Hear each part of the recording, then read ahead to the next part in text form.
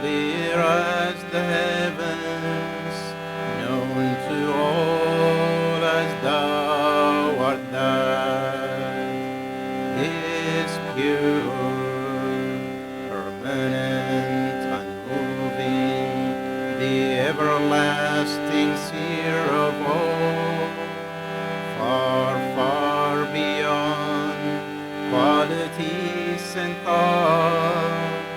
Guru Lord, I bow to thee. Guru Lord, I bow to thee. My Lord, I bow to thee.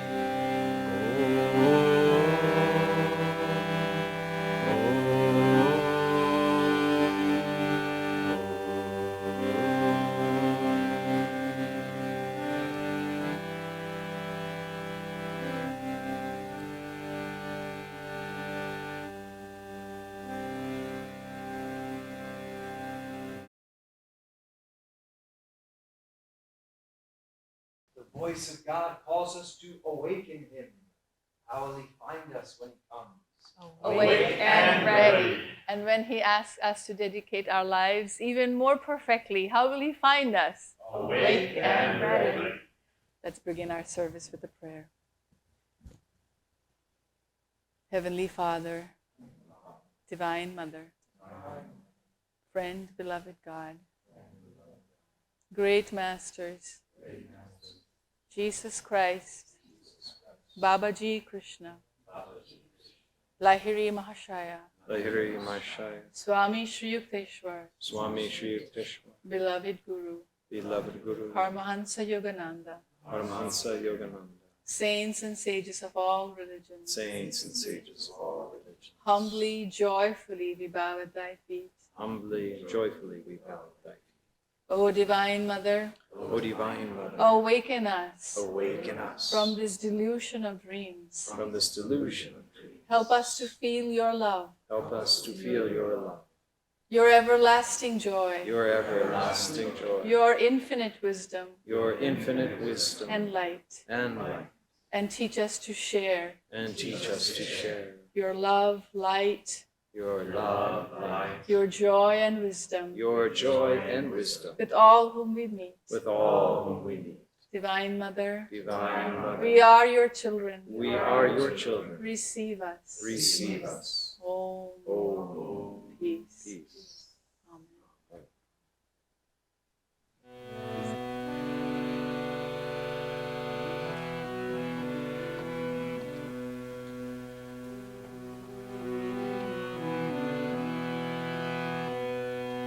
Listen, listen, listen to my heart's song. I will never forget thee. I will never forsake thee. I will never forget thee. I will never forsake thee.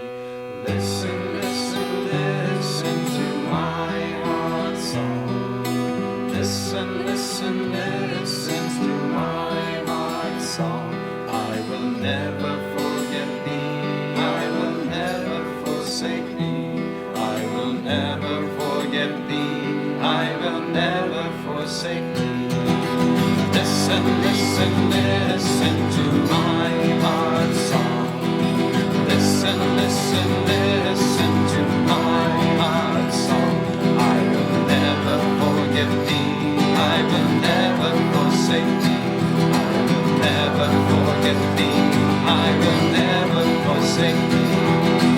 Listen, listen, listen to my heart's song.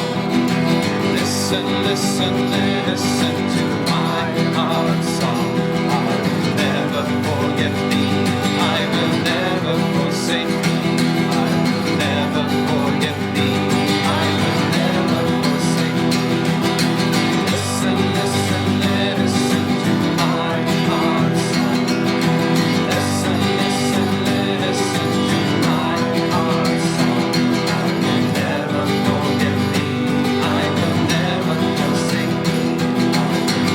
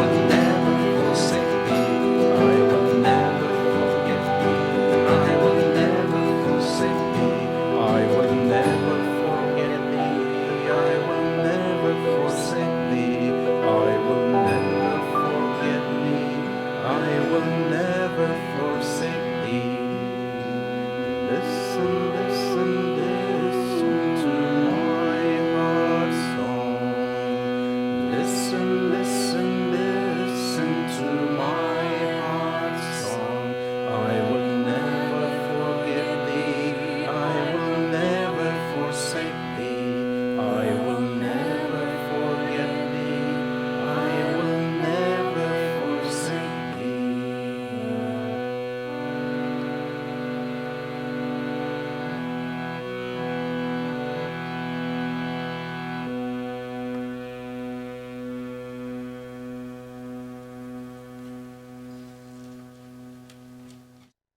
Let's listen to Swami Kriyananda's words from Affirmations for Self-Healing on the topic of sharing.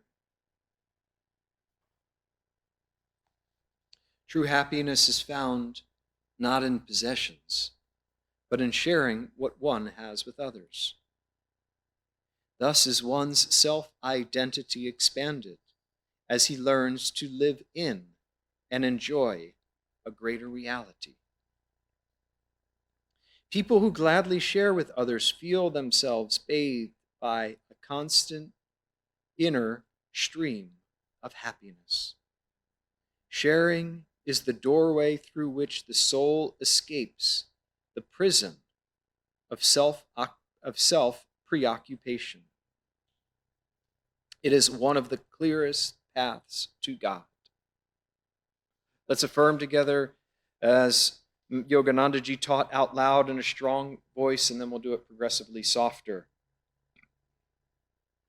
What I give to others, I give not away. What I give to others, I give not away. For in my larger reality, it remains ever mine. For in my larger reality, it remains ever mine. I am happy in the happiness of all. I am happy in the happiness of all. What I give to others, I give not away. What I give to others, I give not away. For in my larger reality, it remains ever mine. For in my larger reality, it remains ever mine. I am happy in the happiness of all. I am happy in the happiness of all. Softer now. What I give to others, I give not away. What I give to others, I give not away. For in my larger reality, it remains ever mine. For in my larger reality, it remains ever mine. I am happy in the happiness of all. I am happy in the happiness of all. Now in a whisper, what I give to others, I give not away. For in my larger reality, it remains ever mine. I am happy in the happiness of all. Now mentally, what I give to others, I give not away. For in my larger reality, it remains ever mine. I am happy in the happiness of all. And finally, from the superconscious center, broadcasting it with deepest concentration and feeling, what I give to others, I give not away. For in my larger reality, it remains ever mine. I am happy in the happiness of all. Pray silently with me. O infinite giver, teach me to find happiness through others. Oh, peace. Good morning, friends, those joining us online, and good morning to our ashram in person here. I'm Narayan, and this is Padma, and it is a joy to share service with you today.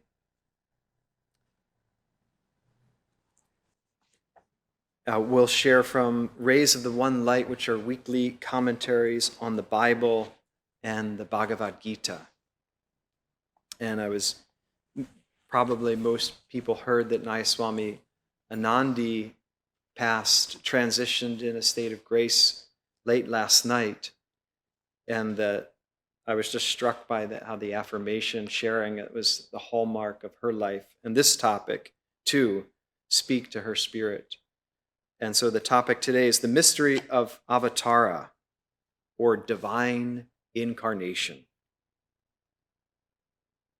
Truth is one and eternal. Realize oneness with it and your deathless self within. The following commentary is based on the teachings of Paramahansa Yogananda. The Bhagavad-Gita in the 4th chapter states, as we saw last week, O Bharata, whenever virtue declines and vice predominates, I incarnate on earth. Taking visible form, I come to destroy evil and reestablish virtue. What is the mystery of this divine manifestation?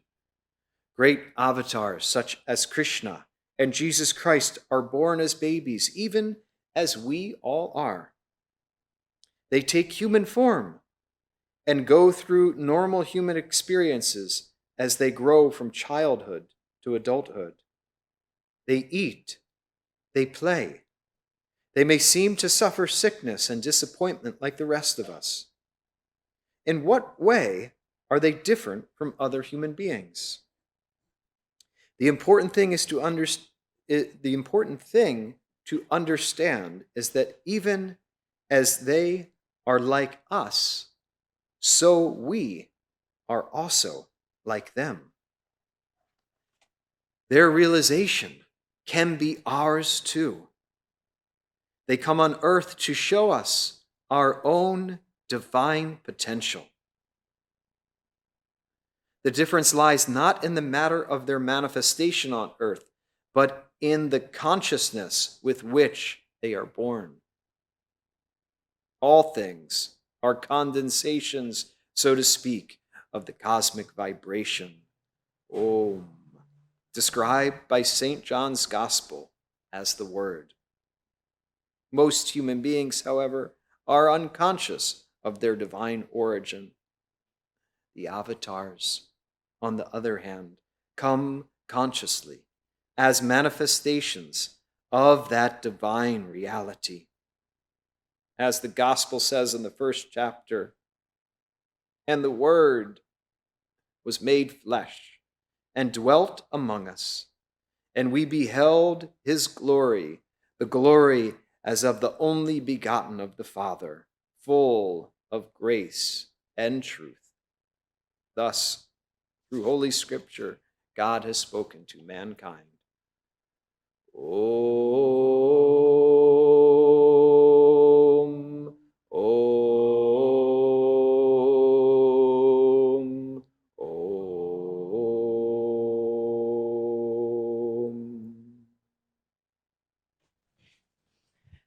Good morning, friends. Those of you here and those of you online, welcome to our Sunday service. You know, it is a bittersweet day. Some of you probably knew about Nayaswami Anandi. We have been praying for her. To those of you who don't know, she was a great soul. She was a dear friend. She is one of the earliest members of Ananda. And together with all the those early members, did the unthinkable, such a hard task to bring about Ananda into fruition. So a life dedicated to God and Guru. You know, I knew Anandi 20 years back. So this is my first trip to Ananda, the First Timers Week, and she was the teacher leading that program, and that's where I first met her. And even though outwardly we have not been in a lot of touch, somehow by Master's grace, God's grace, last year, again, we came into contact again. We would talk over Zoom. And looking back, you know, she's always struck me. She was the epitome of the disciple. She had this great devotion to Master and God. And he had this, you might think she's a frail little lady because she was not that tall. She had this iron will, if you could easily figure that out. She had this iron will of living for God and surrendering her will to God. And I don't know, some of you may have watched her Sunday talk. This was in 2010, about 12 years back. If you haven't, I urge you to go to YouTube and look for that talk by Nayaswami Anandi. I think the title is In Surrender Lies Victory. It's such a wonderful talk, and kind of, again, puts in a nutshell who she was. It comes through so clearly. So Anandi, dear friend, we offer you our love, our respect, our blessings. We know you have reached home, and we pray that we all be in that light. We look forward to that day when we will all be back in that light again. So our topic today, not far, as Narayan said, not far from, how can it be? We're all tied up. The mystery of the Avatar, or the divine incarnation. I thought, when I was thinking about this topic, I felt, who else to think about than Master? He's our in-house avatar. So the word avatar actually is interesting. The avatar means descent. The actual literal word means descent. So the idea is that God descends in human form. And for a very long time, I was under the wrong impression. I'm sure there are many other people from India, because this is a very common idea in India, that avatar is a special creation of God himself. He turns himself into this human form and comes down. In a way it is, but Master gave clarity to that understanding. He says, so avatars are basically these souls who, just like you and me, had gone through human incarnations and had evolved to the point of realizing who they really were and had merged themselves back into the infinite. And I'm sure a lot of you have heard that beautiful story. I just love that story, and so I'll share it again. It's about the villagers. Remember how there were these 3 villagers who used to live in this village, which was a very nothing to look forward to, really, a place, a very dry desert sort of a place. And somehow the people had never really moved out of that village. And they were living their very kind of dreary life there. And then there was this wall there was a boundary to the village at the back. And no one has ever explored. No one ever had the energy or the inspiration to explore. And there were these 3 villagers who decided, we're going to go and see what's there outside that wall. So they went. It was a tall wall. So the 2 of them had to balance the 3rd one, who were standing on their shoulders. And this 3rd one looks out and gasps and says, oh, what a beautiful thing. And he just jumps off and goes away. And then the 2nd man, of course, now he also has to see what's there. And so somehow, with the help of the 1st guy, he just scrambles himself up and he says exactly the same thing. Oh, such beauty, so beautiful. And he jumps off. And now this last guy who's left by himself, he just pulls himself up and he goes and sees this most beautiful vista in front of him, this verdant, green, beautiful garden with trees, such as he had never seen in his own village. And he also feels the pull to go out and enjoy that beauty. But he stops and he remembers, but what about the others? They don't know about this place. So he doesn't go, and he comes down to go and tell others about this place. That is the avatar. So when souls, after this long journey of the soul, finally finds their home in God, the only fulfillment that we're all looking for, you cannot blame the souls for not wanting to come back to life, right? But the avatar is special. He's that soul, he or she is that soul who doesn't forget us and comes back. And Master's promise, remember, is the avatar's promise.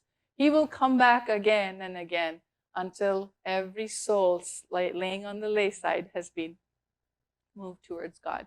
So that's why he's here, the master, our guru. And I'm talking to the disciples of Yogananda here, but we can easily extend that if you are not disciple of Yogananda. God, I'm sure, comes to you in some form. And so whatever form God comes to us in, we can relate to that. God is infinite. We know that. perhaps that's why God sends these souls to us, because we are finite and we are still limited to our finite bodies, and we need a finite point to concentrate our love, our devotion, our service, and that's the guru, and for us that's the avatar. There's a beautiful story of Vivekananda. He trying to remember it correctly. I think he goes at some point in his life. He had gone around walking all over India, wanting to see the motherland. He was a great lover of India as well as a lover of God. So he goes, visits this kingdom. The king, there were still kings in India back then. This is pre-independence, of course. And I think the king says, the king was a follower of the Muslim religion. And so, it was a general sort of divide between the Hindus and Muslims, that the idea being Hindus worship these idols and Muslims don't. So he said, God is everywhere. So why do you worship God in an idol? And Vivekananda says, yes, that's true. God is everywhere. And then he pauses and he looks around the court, and he sees a beautiful picture of the king framed there on the wall, hanging on the wall. And so he says, "Oh, king, can I please have your picture taken down?" And so somebody goes and brings it down. And then he looks to one of the ministers, the courtyard, the ministers, people there. He says, "Can you please come and spit on this picture?" And they are just taken aback. And they said, What are you saying? Your king is here. He's sitting. The picture is not the king. So why do you hesitate to spit on the picture? And the king understood. So the thing is, yes, God is everywhere around us, but we, the human, we need a picture, and we know that that is not limiting. And that's something for us to remember, we disciples, for us to keep in mind that, yes, Master's eyes are the window to the infinite. He is the infinite condensed into the human body form. So when we focus on his eyes, we do get a sense of that infinity. And there are stories where Master himself came back to his disciples, these high disciples who have reached that place, and he said, just get rid of your mantle.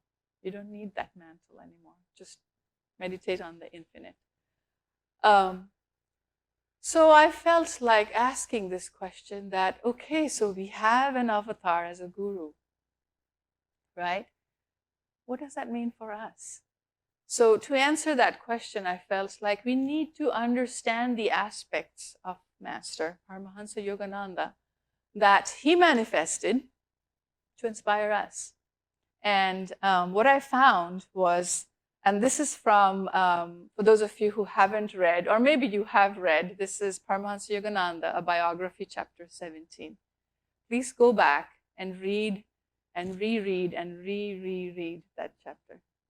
It is so beautifully listed out. Perhaps, again, Swami Kriyananda, he understood the importance of that chapter, because we have to tune in to those qualities.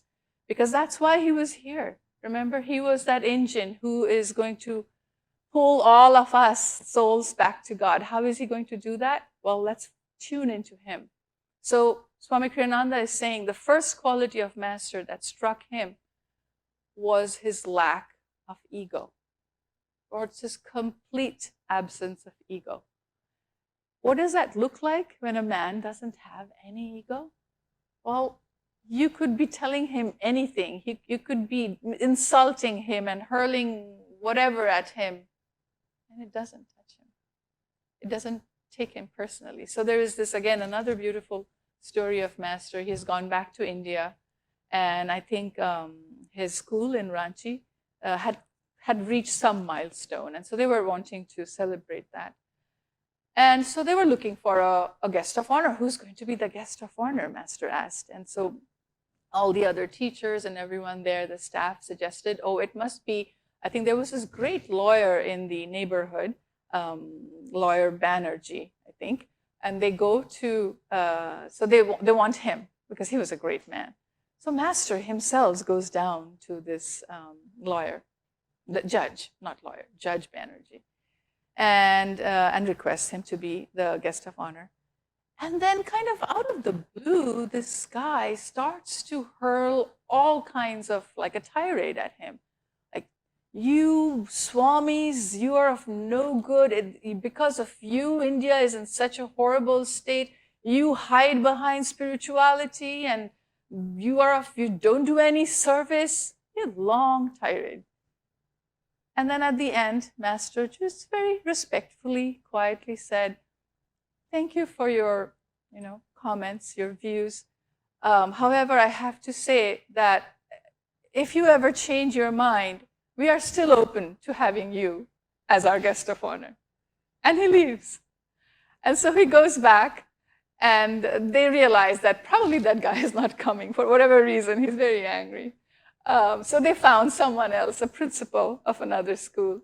And the program is going on, and we were told the program has started, and then this car comes in, and the judge comes out. Apparently he was testing. He had heard about Swami Yogananda, a lot about him, and he was testing him. And so he comes to testify. He walks up to the stage and he says, "If we had more men like these, then we could change our country, not only our country, our world. We need more men like Swami Yogananda." So we should also tune into that. That is the point of the spiritual path, right? Because what is holding us from merging back to the infinity? This post called ego. This really strong post that refuses to lessen. It is very difficult post to get rid of. And yes, we are tied to it. That's why we cannot fly in freedom. But we have to try little by little. We cut it short, little by little. Little acts of meditation and service cuts it down. And then the next quality Swamiji is talking about is, I loved it. It was this deep, impersonal respect he gave everyone. This deep, impersonal respect he gave everyone. What did that look like? This complete willingness, this perfect comfort in allowing people that completely disagreed with him to have the upper hand, to have that last word. He had no trouble with that at all. So somebody could be arguing with him, he would still be very polite with them, very loving, very kind, and impersonally respectful and loving, just like we also saw that manifested in Swami Kriyananda. I don't think, I'll never forget that loving. So here it was, this long line of devotees wanting to come one by one, and he was greeting everyone. They came, knelt in front of him, and Swami Kriyananda was blessing him. And I could not help but notice the look on his face. When somebody sat in front of him, he held them in a way that the whole world was right there. In other words, his attention was 100% on that person. How could you do that for hundreds of people? There was no tiring. It was amazing, that dedication, that love. He was channeling consciously Master's love to each one. And I'm sure not everyone was his friend there, as it happens in a community. So again, that's something that we need to tune in and forget our differences with people.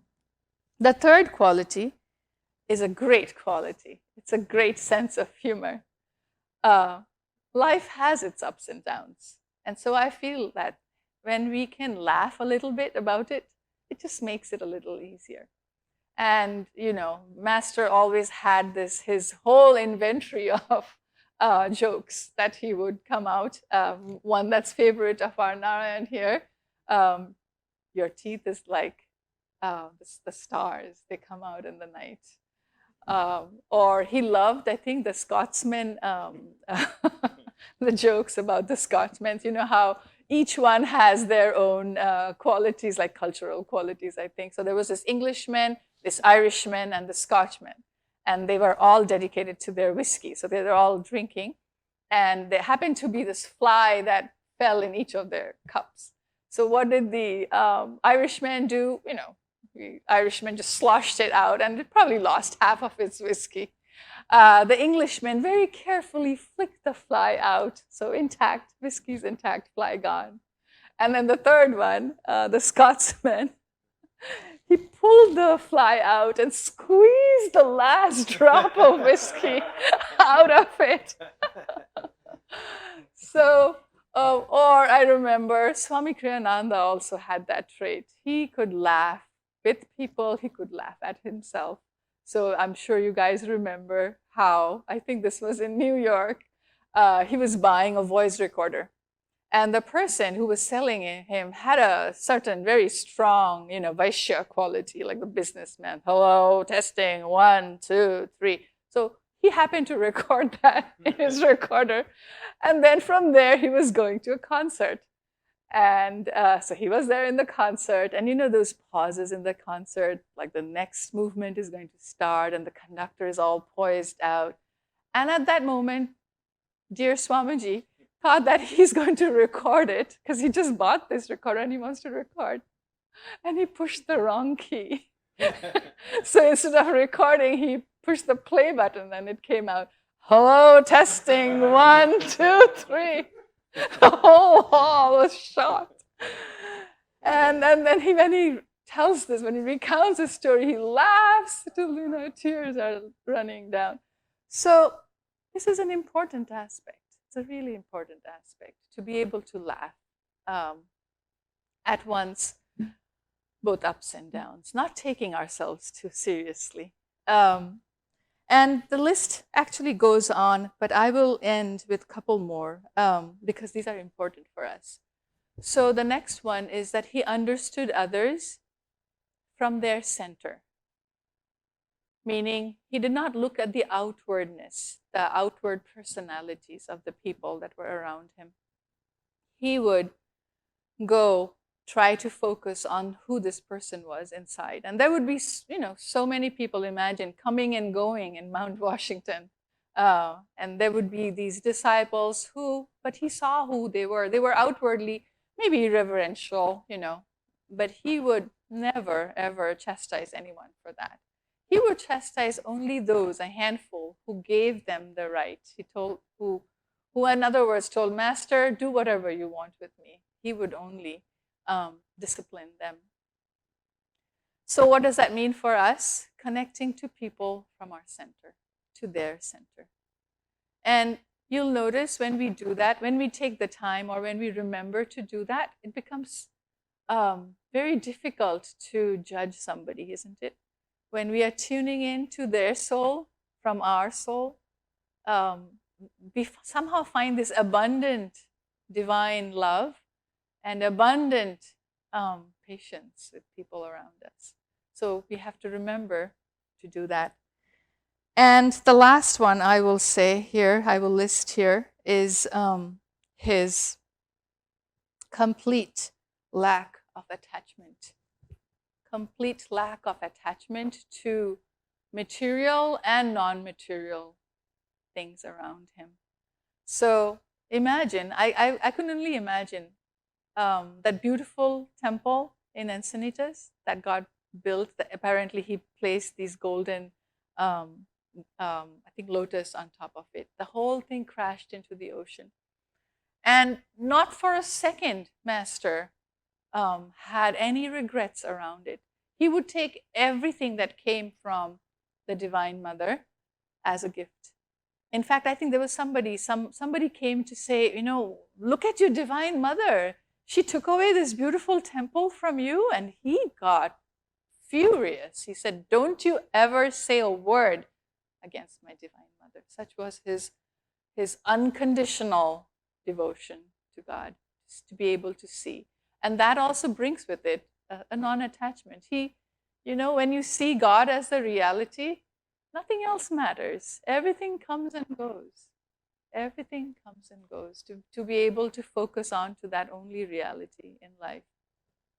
So again, I strongly urge you, go back to chapter 17 because it's long.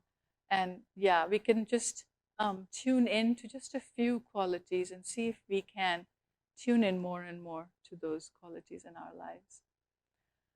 And so I'll close with this last thought that to those who received him, he gave them the power to be sons of God. We can meditate on that line in context to Master. Are we receiving him? Because that's why he came down.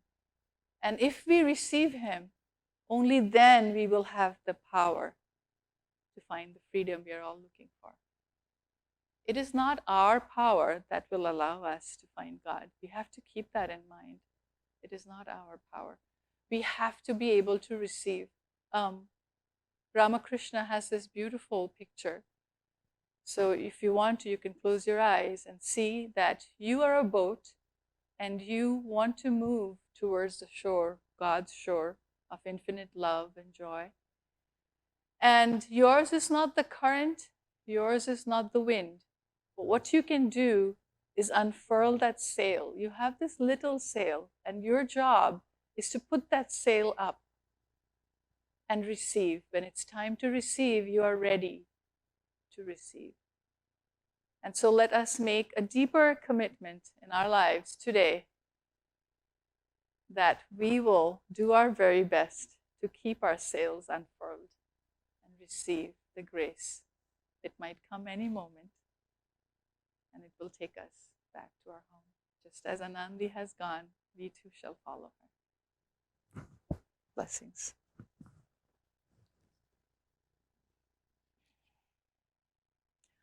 I vow never again to turn my gaze from thee. I take this sacred vow. Never will I lower my love's gaze below the eyebrow horizon of my constant thoughts of thee. Never will I turn my uplifted inner sight away from thee. Never will I let my mind dwell on anything that reminds me not of thee. I will disdain the nightmare of ignorant behavior. I will court all dreams of noble achievement, those of love, kindness, and understanding, for they are thy dreams. Though I dream many dreams, wakefully I will ever think of thee. In the sacred fire of constant remembrance, kept ever alight on my soul's altar, I will ever behold thy presence with the watchful eyes of devotional love. Thy grace has shown me that the dualities of health and sickness, life and death, joy and sorrow are but passing fantasies. I am finished with those eternally self-canceling delusions. I am persuaded at last that there is but one abiding reality, thy eternal, ever conscious, ever new, ever thrilling, infinite bliss.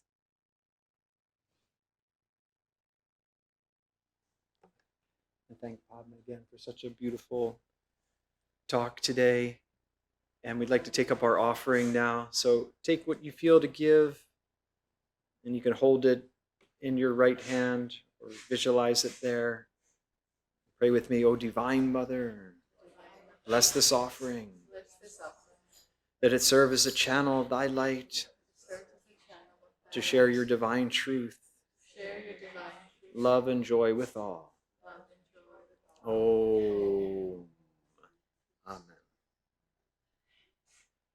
We have some incredible upcoming classes and services that you can check out online. Padma and Arnab are going to be leading How to Awaken Your True Potential, 4-week series. There's also the next upcoming Learn to Meditate that's happening in February, and Raja Yoga with Dharma Devi and myself in March. So there's much happening, and you can check it out all on anandala.org.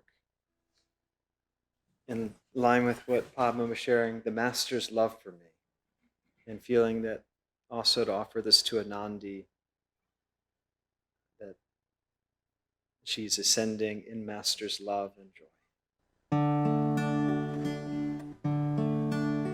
So silently and sweetly the Master comes to me. His love and joy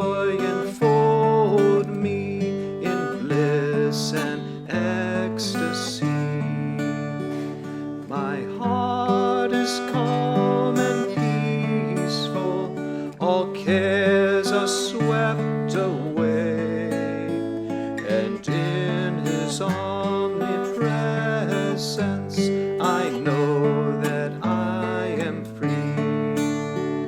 My heart is calm and peaceful, all cares are swept away, and in His omnipresence I know that I am free.